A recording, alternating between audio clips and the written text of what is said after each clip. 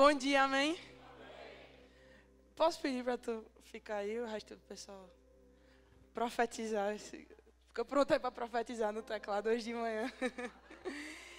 Então, gente, bom dia. Vou começar me apresentando antes que eu esqueça antes que eu tenha que rasgar o script, que eu já esqueci o papelzinho ali embaixo. Meu nome é Larissa, eu congrego lá no Verbo da Vida Sede. Tá aqui. Eu congrego lá no Verbo da Vida Sede, sirvo lá no Ministério Verbo da Vida, no Centro de Oração, debaixo da liderança de Simon e de Adriana. Tem algumas pessoas aqui na igreja hoje que fazem parte do Centro de Oração. São grupos de intercessão que oram cada grupo ora 1 hora por semana. Podem sentar, por enquanto. São grupos de oração que oram durante 1 hora por semana, grupos de intercessão. E eu queria compartilhar algumas coisas que o Senhor tem me mostrado nas últimas semanas, desde que eu soube que eu ia ter esse convite, né? Aliás, desde que eu tive esse convite para vir para cá compartilhar com vocês, para estarmos juntos. E é engraçado porque em vários momentos eu pensei que essas coisas que eu estava vendo e percebendo tinham a ver com o centro de oração. E eu sei que tem também, porque, enfim, oração. Mas eu creio que é engraçado. Desde ontem, Maneco, ele... Quem estava aqui ontem de noite? A maioria. Eu não sei se você percebeu, mas ele deu as bases do Evangelho. Ele falou sobre a redenção em Jesus. Ele falou sobre o que o sangue de Jesus fez. E eu estava pensando, né, no tema da conferência, maturidade. Como nós podemos ser maduros se as nossas bases não estão fundamentadas? E eu estava pensando sobre o rio de Deus, né? A gente vai conversar um pouco sobre isso. Perdão. Nós vamos conversar um pouco sobre isso. Mas é engraçado que, à medida que nós vamos entrando mais profundo no Espírito Santo, na vida com o Senhor, na medida que nós vamos crescendo espiritualmente, é engraçado como o que vai ficando mais forte dentro de nós não são coisas novas, no sentido assim de coisas que a gente não acha na Bíblia, no sentido de coisas que a gente não sabe ainda de uma certa forma. Mas é engraçado como a maturidade ela se manifesta na, digamos assim, na massificação dos princípios fundamentais. Como assim, Larissa? Como é que eu posso mergulhar mais profundo em oração? Entendendo o lugar que eu já estou no Espírito. E eu queria que você abrisse comigo lá em Efésios. Antes de tudo, vamos orar. Eu esqueci de orar. Amém. Pai, muito obrigada, Senhor, em nome de Jesus, por essa manhã. Muito obrigada, Pai, por expressão vocal. Obrigada, Senhor, pelo seu Espírito comunicando tudo aquilo que precisa ser comunicado, em nome de Jesus. E por um novo tempo sendo destravado, em nome de Jesus, coisas que ainda precisam ser feitas. Não pela força, nem pela sabedoria humana, mas pelo seu Espírito, Pai. Em nome de Jesus. Amém. Lá em Efésios 1, a gente pode ver isso.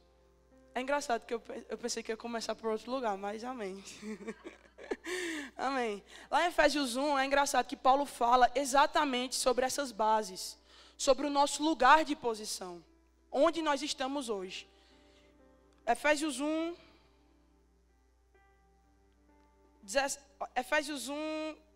17. Eu sei que você já conhece muito essa passagem, a oração de Efésios ela é muito famosa para nós. Mas vamos ler um pouquinho, Efésios 1, 17. Peço que o Deus de nosso Senhor Jesus Cristo, o glorioso Pai, dê a vocês espírito de sabedoria e de revelação no pleno conhecimento dEle. Oro também para que os olhos do coração de vocês sejam iluminados, a fim de que vocês conheçam a esperança para a qual Ele os chamou, as riquezas da gloriosa herança dEle nos santos, e a incomparável grandeza do seu poder para conosco, os que cremos, conforme a atuação da sua poderosa força. Preste atenção agora. Esse poder Ele exerceu em Cristo, ressuscitando-o dos mortos e fazendo-o assentar-se à sua direita, muito acima de todo governo e autoridade, poder e domínio, e de todo nome que se possa mencionar, não apenas nesta era, mas também na era que há de vir. Nós podemos ver aqui o que Deus fez em Jesus, amém? Agora, pula um capítulo.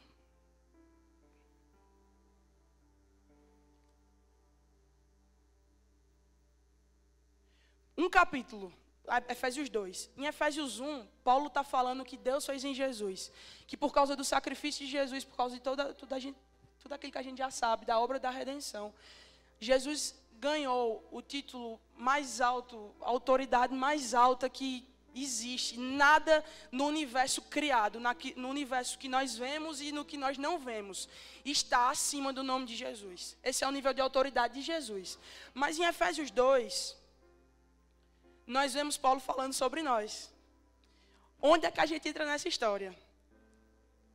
E eu queria ler tudo. Vamos do 1. Vocês estavam mortos em suas transgressões e pecados, nos quais costumavam viver, quando seguiam a presente ordem deste mundo e o príncipe do poder do ar, o espírito que agora está atuando nos que vivem na desobediência. Anteriormente, todos nós também vivíamos entre eles, satisfazendo as vontades da nossa carne, seguindo seus desejos e pensamentos. Como os outros, éramos por natureza merecedores da ira. Todavia, preste atenção agora, todavia, Deus, que é rico em misericórdia, pelo grande amor com que nos amou, deu-nos vida com Cristo, quando ainda estávamos mortos em transgressões. Pela graça vocês são salvos. Preste atenção agora.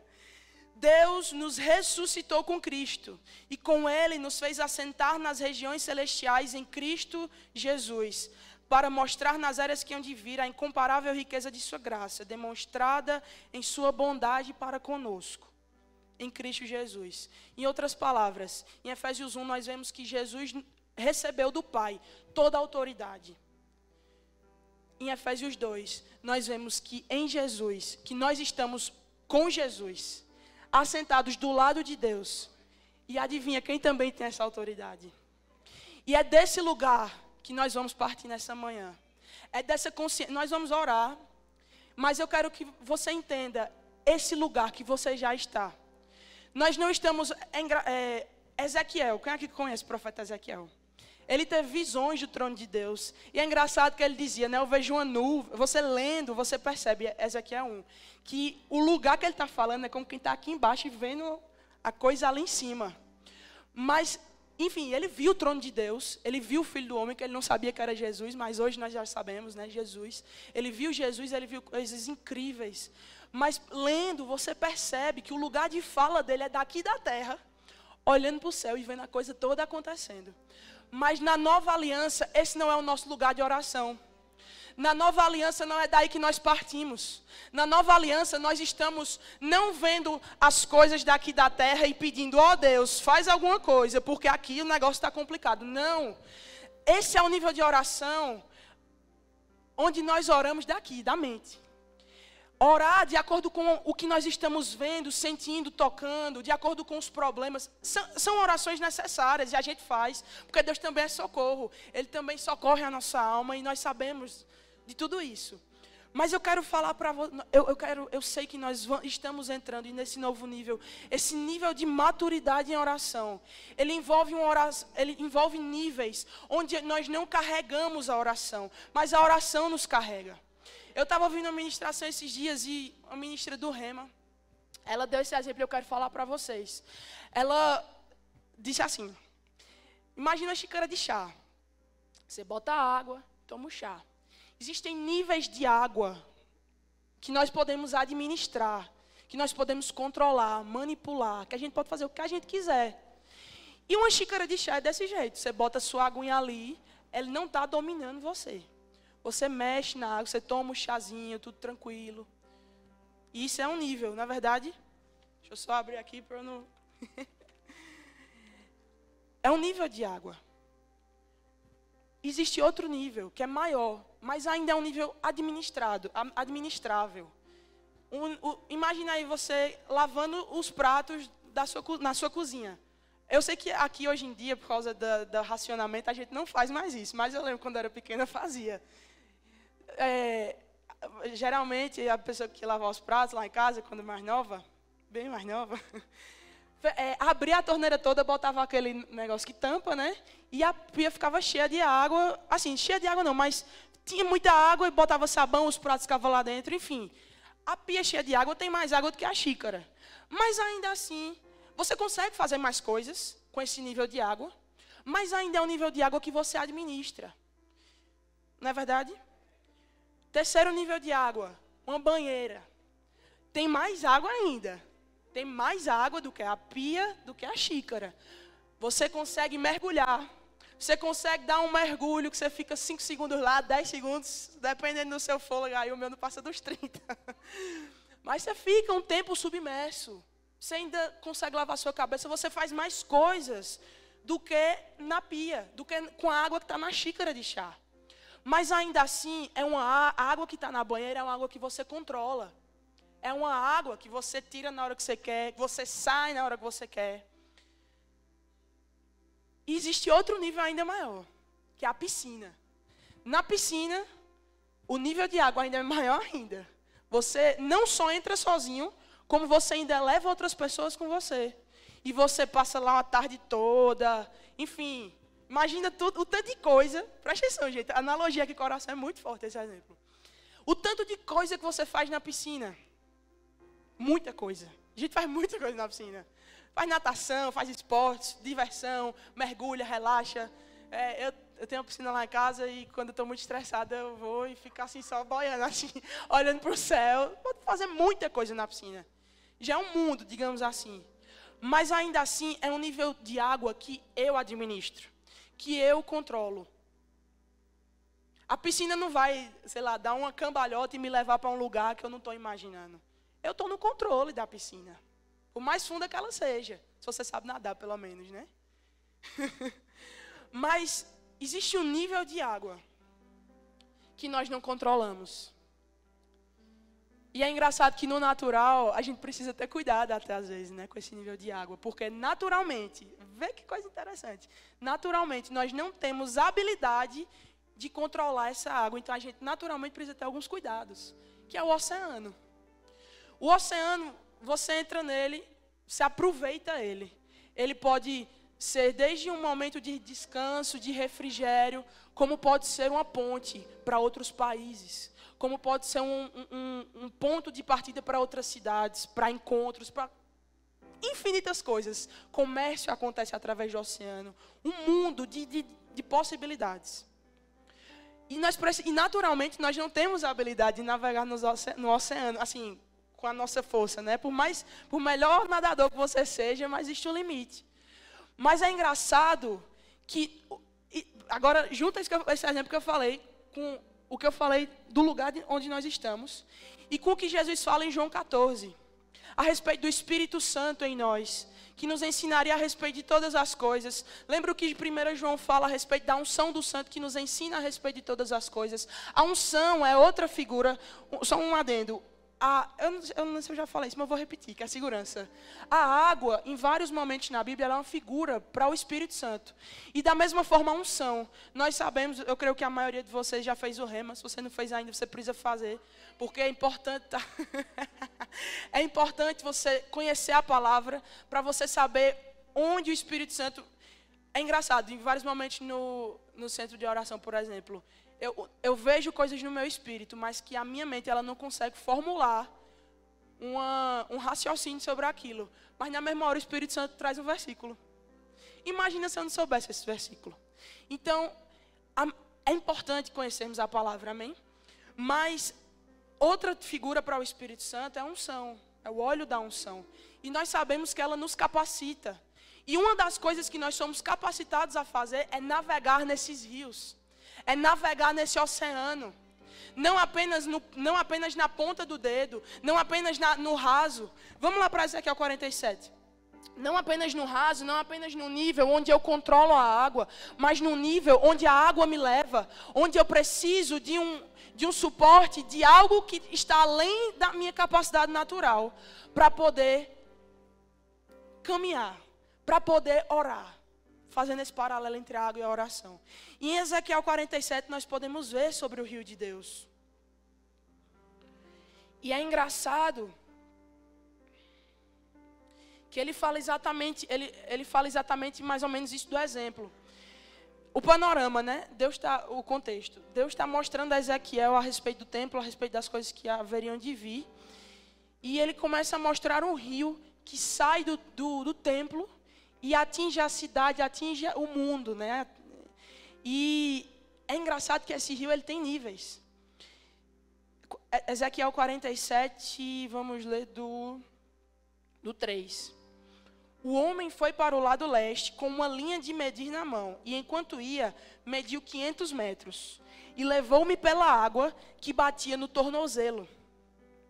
Você concorda comigo que uma água que está batendo no tornozelo é uma água que você controla? Não é água que te mata? Pelo menos se você estiver em pé. Você concorda? Versículo 4. Ele mediu mais 500 metros e levou-me pela água que chegava ao joelho. Concorda comigo que joelho ainda é o nível de água que dá para administrar? Mediu mais 500 metros e levou-me pela água que batia na cintura. Mediu mais 500 metros, mas agora era um rio que eu não conseguia atravessar, porque a água havia aumentado e era tão profunda que só se podia atravessar a nado. Era um rio que não se podia atravessar andando. Você sabe que nadar não é uma coisa que a gente nasce sabendo fazer, né? Vocês concordam comigo? Nós precisamos aprender. E eu vejo isso, eu sei que existe uma interpretação literal aqui para a profecia escatológica, mas nós podemos fazer esse paralelo, essa analogia a respeito dos níveis em Deus, níveis de oração não apenas intercessão, mas a respeito da nossa vida com Deus. Porque orar guiados pelo Espírito, mergulhar, orar em maturidade, não é apenas uma oração de intercessão, digamos assim, mas é o lugar de onde eu sempre estou orando.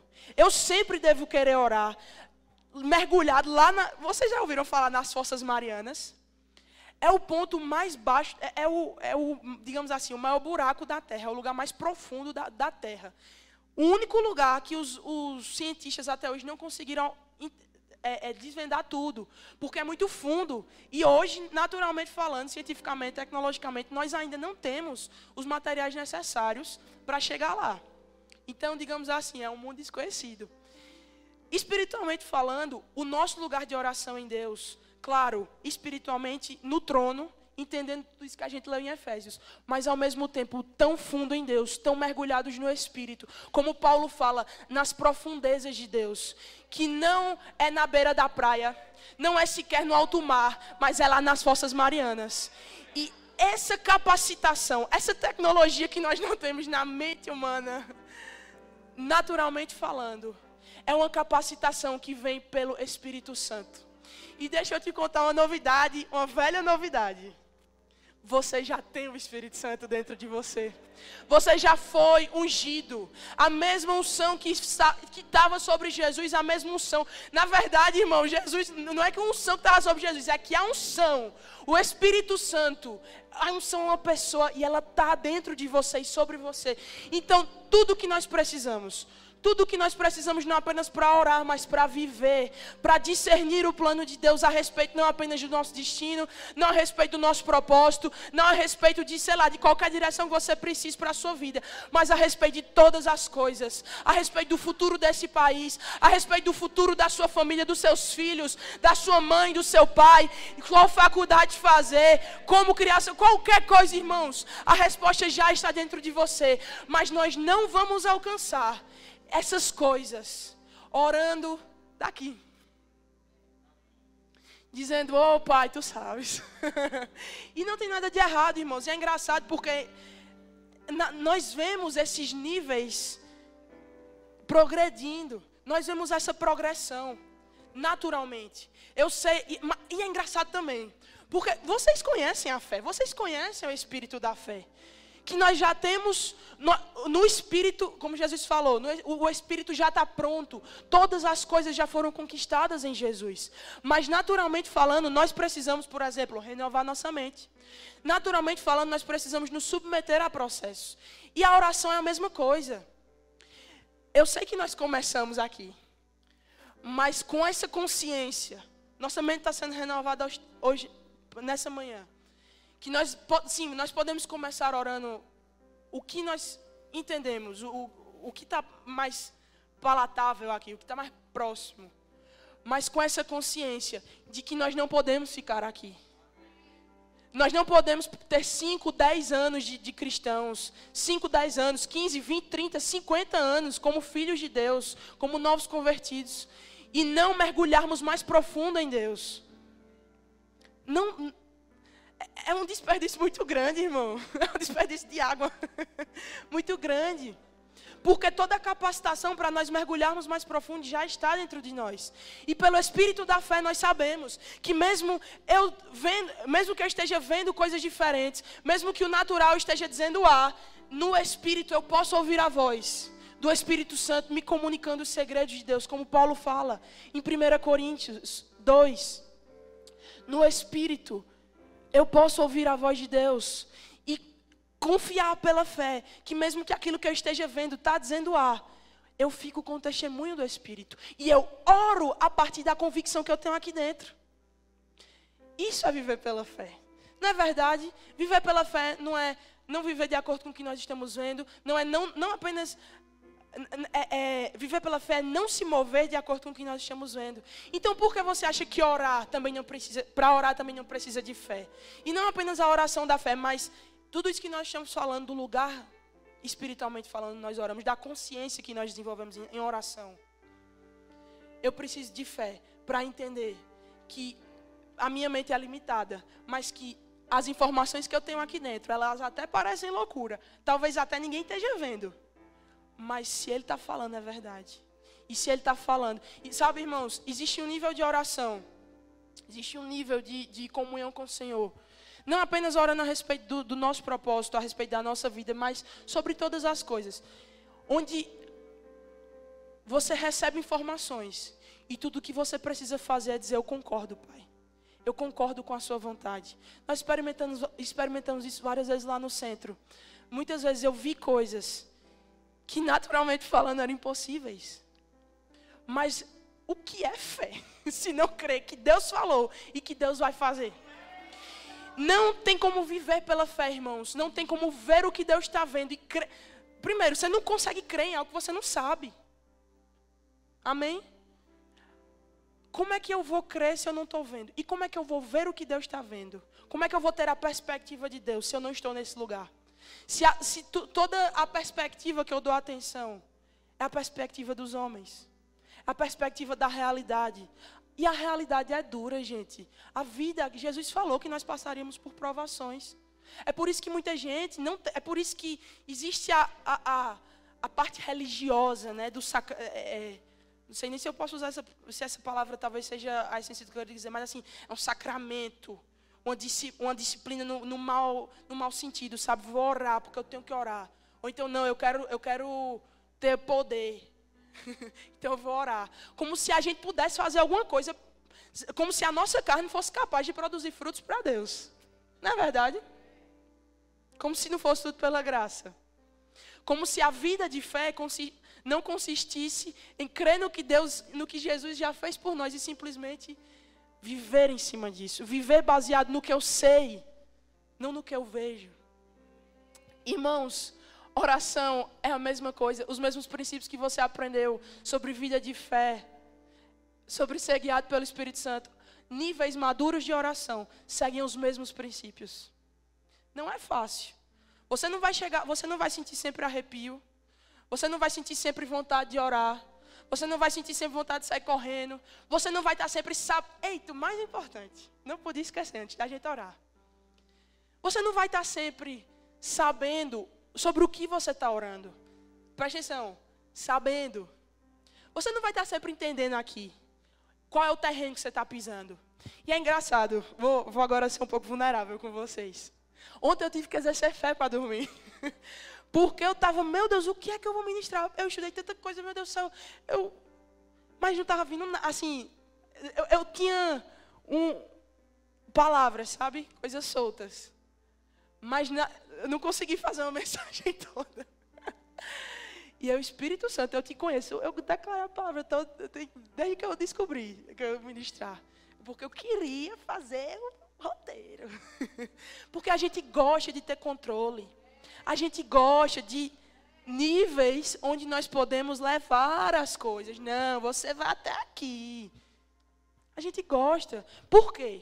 Porque naturalmente, no mundo natural, nós precisamos desse controle. Não é verdade? Uma vida desorganizada dá certo. Mas espiritualmente não é assim. Porque mais um princípio básico que você talvez saiba mais que eu. Nós morremos com Cristo. A nossa vida não nos pertence mais. O controle da nossa vida não é mais nosso. Oração é a mesma coisa. O controle não deve ser nosso. Deve ser do Espírito Santo. E à medida que em fé nós vamos abrindo mão desse controle, confiando no Senhor, confiando naquilo que Ele já está fazendo sobre a terra, e simplesmente dizendo: Pai, me envolva no que você está fazendo. Me envolva, Senhor. Me torne participante. Deixa eu concordar com o que você está fazendo aqui na terra. Ele vai te revelando. E você vai dando mais um passo de fé. E mais 500 metros, como Ezequiel fala. E você vai entrando mais 500 metros no rio. E é assim. E quando você vê, você vai estar lá nas Fossas Marianas. Nós estaremos. Amém? E é engraçado, irmãos, que é algo que isso se aplica na nossa vida individual. Mas que não é só a respeito de Larissa, não é só a respeito da minha vida de oração em casa. É a respeito da igreja. É a respeito do plano e do propósito de Deus para os últimos dias aqui na terra. Diz respeito não apenas de uma igreja que ora pelas necessidades, que até temos boa vontade às vezes, para resolver coisas que naturalmente nós sabemos, só Deus pode resolver, então vamos orar. Não diz respeito a apenas isso, mas diz respeito também a níveis onde existem coisas que nós nem sabemos ainda, que elas podem acontecer, e que Deus quer que elas aconteçam. Mas nesses níveis o próprio Espírito nos revela. E quando nós geramos isso em oração, nós não apenas estamos de fato gerando o futuro e abrindo caminhos para que isso aconteça, mas ao mesmo tempo nós estamos ativamente nos envolvendo nessa coisa que vai acontecer. Seja qual for o plano e propósito de Deus para os últimos dias na terra, seja qual for a área que Ele queira te encaixar, seja qual for a área que Ele queira encaixar essa igreja, que Ele já está encaixando. Mas coletivamente, à medida que nós vamos entrando, as coisas vão clareando, não apenas a meu respeito, mas a nosso respeito. E eu sei que é engraçado Efésios, eu gosto muito de Efésios. E eu acho que foi um dos primeiros livros da Bíblia que eu parei assim para estudar de verdade. É engraçado que Paulo ele começa falando do que, como nós lemos, né, do que Jesus fez. Ele começa falando do indivíduo, da nova vida em Jesus, e nós podemos ver isso mais diretamente assim sobre o indivíduo, né? Eu tomo posse como Larissa, eu sou nova criatura, eu estou assentada com Jesus nas regiões celestiais e tudo mais, mas depois do capítulo 3, ele é como se a visão do livro saísse daqui e fosse para o corpo. E ele começa a falar da igreja. E eu vejo muito isso na maneira nova, neotestamentária, de visão. Nós começamos entendendo a nosso respeito, quem Jesus nos fez. Nós primeiro aceitamos Jesus individualmente, não é verdade? Mas a gente não termina aí. O segundo passo, 1 Coríntios, Paulo fala, o ministério da reconciliação. Ele nos reconcilia e nos entrega algo para outros. Então, é a mesma coisa em oração. Você percebe os princípios se repetindo? Pode até começar na minha vida. Eu posso até começar tendo vislumbres do meu destino, do meu propósito, da minha família, coisas que alcançam a minha esfera.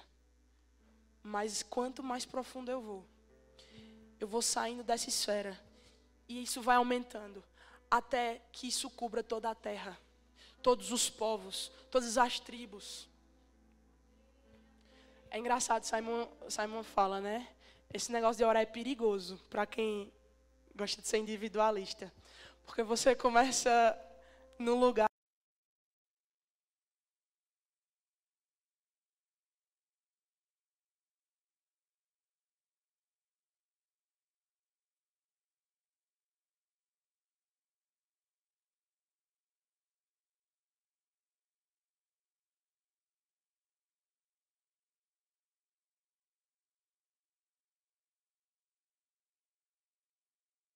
E eu não estou só falando de missões no sentido que nós conhecemos. Mas você crê que existem coisas que nós não conhecemos ainda, até a respeito de missões, a respeito das nações, a respeito do mundo, de coisas que Deus quer que nós façamos nessa era, mas que na nossa cabeça a gente não tem como chegar a essa informação, só pelo Espírito. Amém? Então, fica de pé, vamos orar. E eu quero que nessa consciência de que nós estamos no trono de Deus,